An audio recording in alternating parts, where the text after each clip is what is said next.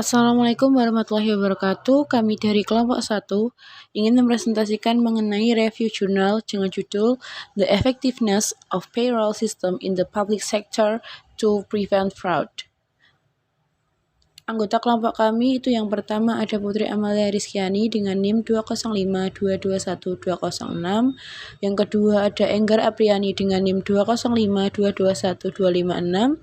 Yang ketiga ada Rumiatun dengan NIM 205221264. Dan yang terakhir ada Naditya Fania Rista dengan NIM 205221327. Pokok bahasanya antara lain ada tujuan penelitian, pentingnya penelitian, fenomena, gap riset, teori, variabel, hipotesis, metode penelitian, teknik pengambilan sampel, teknik analisis data, hasil, kesimpulan, dan juga kontribusi. Yang pertama, tujuan penelitian. Pada penelitian ini bertujuan untuk menganalisis pendapat pegawai negeri atau pegawai penggajian terhadap sistem penggajian yang digunakan oleh pemerintah. Lalu yang kedua, untuk menyelidiki tindakan pengendalian yang saat ini ada dalam sistem penggajian. Dan yang terakhir, untuk memeriksa celah yang dapat menciptakan peluang terjadinya penipuan yang saat ini dalam sistem penggajian tersebut. Lalu, mengapa penelitian ini penting? Karena pada studi ini menyebutkan bahwa sistem penggajian telah dilengkapi dengan karakteristik keamanan dan juga kontrol. Namun demikian, masih terdapat resiko terjadinya kecurangan karena beberapa kelemahan pengendalian internal pada sistem. Oleh karena itu, kesadaran tentang kontrol dan keamanan sistem harus diprioritaskan agar staf memahami dan mengetahuinya. Lalu studi ini juga mengungkapkan bahwa ada beberapa poin pengendalian internal utama yang dapat ditingkatkan untuk memfasilitasi perlindungan yang lebih baik terhadap biaya penggajian dalam memerangi penipuan di departemen pemerintah. Ini termasuk pemisahan tugas yang jelas, proses persetujuan yang lebih ketat, dan informasi personel yang sangat dilindungi. Selain itu, penerapan saluran pelaporan pelanggaran pembentukan fungsi audit internal dan hukuman berat bagi para pelanggar juga dapat diterapkan. Lalu yang ketiga mengenai fenomena praktis. Secara global, jumlah kerugian tercatat karena penipuan adalah 2,9 triliun dolar dari 1.822 kasus yang dilaporkan oleh Asosiasi Penguji Penipuan Bersertifikat atau ACFE 2012. Salah satu penipuan paling populer dan kejahatan komersial yang sering dihadapi oleh organisasi dan semua jenis, ukuran, lokasi, dan industri adalah penipuan pekerjaan. Berdasarkan studi penipuan 2012, laporan kepada negara tentang penipuan dan penyalahgunaan pekerjaan yang dilakukan oleh Asosiasi Pemeriksa Penipuan Bersertifikat. Kerugian rata-rata yang disebabkan oleh kasus penipuan pekerjaan adalah 140.000 dolar, lebih dari 1/5 dari kasus ini menyebabkan kerugian setidaknya 1 juta dolar. Fenomena ini juga berimbas ke Malaysia. Laporan survei penipuan KPMG Malaysia 2009 melaporkan bahwa sejumlah besar responden percaya bahwa penipuan adalah masalah terutama bagi bisnis di Malaysia. Secara total, 61% responden memperkirakan tingkat penipuan akan meningkat selama 2 tahun ke depan. Selain itu, 89% percaya bahwa tren penipuan dan penipuan laporan keuangan 78% akan meningkat secara signifikan sebagai akibat dari krisis ekonomi saat ini. Sumur menyarankan bahwa untuk sektor non-profit, penggajian dan penipuan cek gangguan adalah penipuan umum terjadi. Hal ini didukung oleh Greenlead, yang juga menemukan bahwa penipuan penggajian adalah salah satu dari 5 jenis utama penipuan pembayaran di organisasi nirlaba. Berdasarkan studi mereka, penipuan penggajian terjadi ketika cek penggajian dikeluarkan berdasarkan jam kerja yang dilebih-lebihkan atau kepada karyawan hantu fiktif. Di samping Moyes dan Hasan menemukan bahwa penggajian adalah salah satu siklus audit teratas yang terkait dengan kemungkinan mendeteksi penipuan selama audit laporan keuangan. Berdasarkan hal tersebut, menarik untuk mengkaji kondisi mekanisme sektor publik saat ini dalam mencegah dan memberantas kecurangan yang terjadi. Singkatnya, penelitian ini mencoba untuk menjawab pertanyaan seberapa efektif sistem penggajian di Departemen Pemerintah dalam mencegah penipuan terjadi.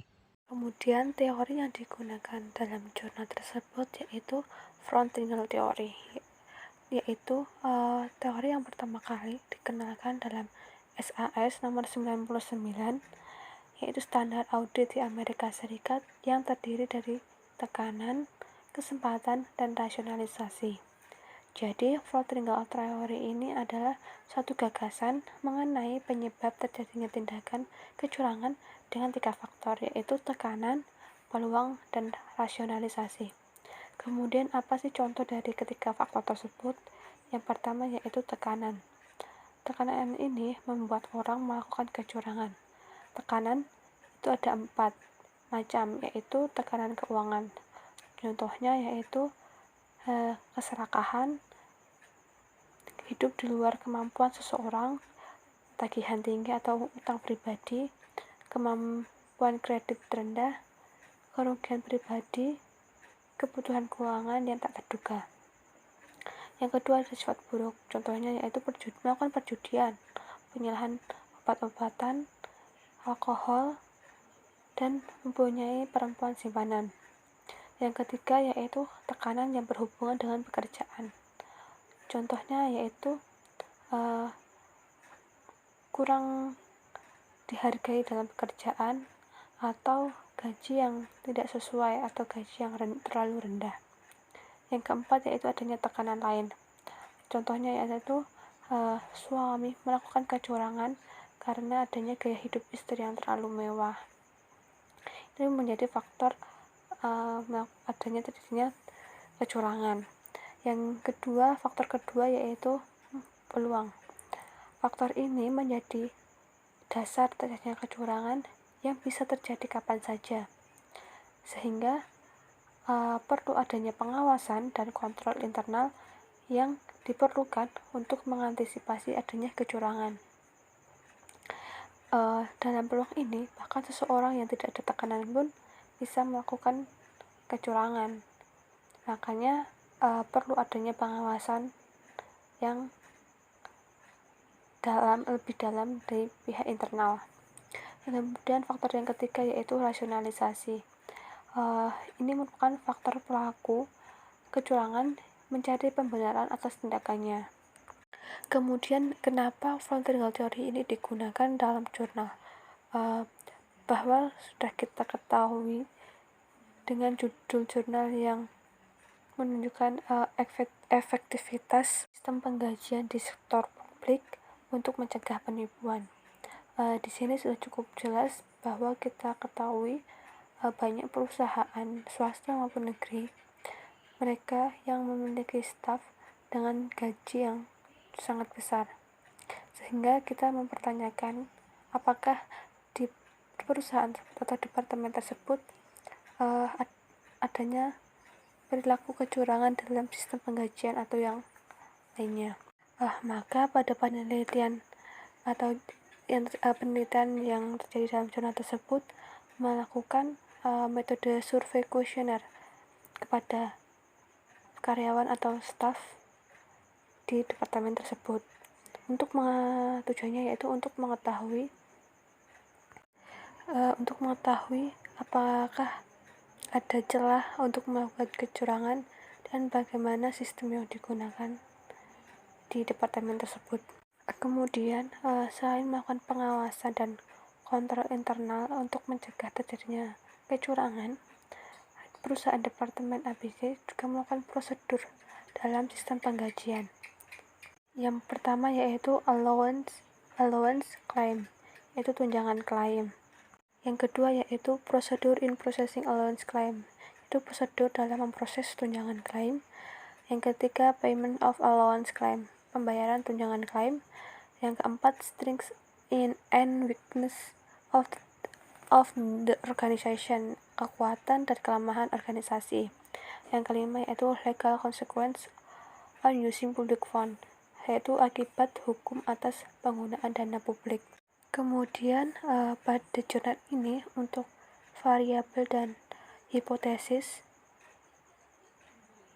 tidak ada, karena dalam jurnal The Effectiveness of Payroll System in the Public Sector to Prevent Fraud ini menggunakan analisis statistik deskriptif, sehingga jurnal ini tidak terdapat variabel dan hipotesis. Metode penelitian. Dalam penelitian ini, metode penelitian yang digunakan adalah metode survei kuesioner. Hal tersebut dapat kita baca pada desain atau metodologi atau approach pada kalimat "The study involves a survey of questionnaire to the department's personnel that acts as respondent." Kemudian teknik pengambilan sampel. Pada penelitian ini digunakan teknik pengambilan sampel non-probability sampling, yaitu kuota sampling. Mengapa demikian? Karena dalam penelitian ini sudah terlebih dahulu menentukan jumlah anggota atau jumlah responden yang akan diukur. Kemudian dalam teknik analisa data, penelitian ini menggunakan analisis statistik deskriptif karena dapat kita lihat dan pahami bahwa dalam penelitian ini hanya menggunakan rata-rata saja. Yang berikutnya mengenai hasil.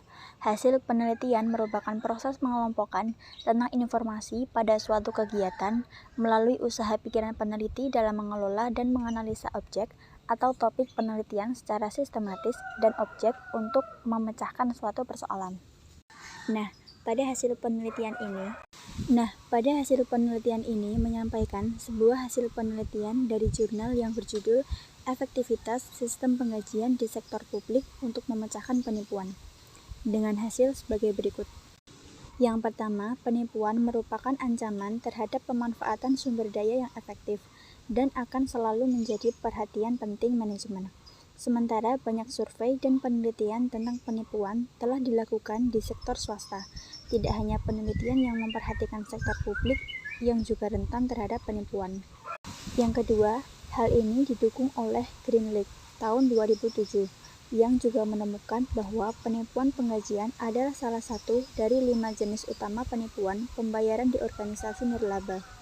Berdasarkan studi mereka, penipuan penggajian terjadi ketika cek penggajian dikeluarkan berdasarkan jam kerja yang dilebih-lebihkan atau kepada karyawan. Yang ketiga, satu departemen pemerintahan telah dipilih sebagai studi kasus dalam penelitian ini. Sektor publik Malaysia seperti Departemen ABC juga tidak terkecuali dan mungkin juga terkena penipuan pekerjaan. Penelitian ini berfokus pada unit administrasi penggajian Departemen ABC yang bertanggung jawab atas semua operasi dan administrasi penggajian Departemen ABC. Selanjutnya yaitu kesimpulan. Dapat kita ketahui bahwa kesimpulan adalah pernyataan ringkas yang diambil dari suatu analisis, pembahasan suatu cerita, atau hasil suatu pembicaraan. Mengenai kesimpulan pada jurnal ini dapat kita simpulkan bahwa tujuan dari penelitian ini adalah untuk menganalisis pendapat karyawan terhadap sistem penggajian Departemen ABC, untuk menyelidiki langkah-langkah pengendalian yang saat ini ada dalam sistem penggajian dan untuk memeriksa celah untuk penipuan yang ada dalam sistem penggajian. Studi menyimpulkan bahwa sistem penggajian telah dilengkapi dengan karakteristik keamanan dan kontrol. Berdasarkan hal tersebut, menarik untuk mengkaji kondisi mekanisme sektor publik saat ini dalam mencegah dan memberantas kecurangan yang terjadi. Studi ini memberikan beberapa rekomendasi untuk memperbaiki kelemahan pengendalian internal dari sistem penggajian yang beroperasi saat dari kasus yang nyata akan menguntungkan tidak hanya Departemen ABC dalam kasus tersebut, tetapi juga instansi pemerintah lainnya dan unit penggajian di organisasi lain seperti swasta dan publik yang mungkin mengalami situasi serupa. Selanjutnya yaitu kontribusi. Kontribusi penelitian pada studi ini berkontribusi dalam beberapa hal. Yang pertama, studi ini menambah pemahaman teoretis dan badan literatur dengan berfokus pada departemen pemerintah dari sistem penggajian khusus mereka. Relatif sulit untuk menemukan temuan empiris dan literatur tentang kecurangan dan kelemahan pengendalian internal yang sangat spesifik pada sistem penggajian di instansi pemerintah khususnya di negara berkembang. Yang kedua, menggunakan metode studi kasus dengan mengumpulkan data melalui kuesioner, survei dari personel, dan penilaian dokumen internal yang tidak tersedia untuk umum dan sulit diakses karena kerahasiaan dan sensitivitas informasi. Temuan dari penelitian ini sangat berharga untuk literatur akademis dan praktisi.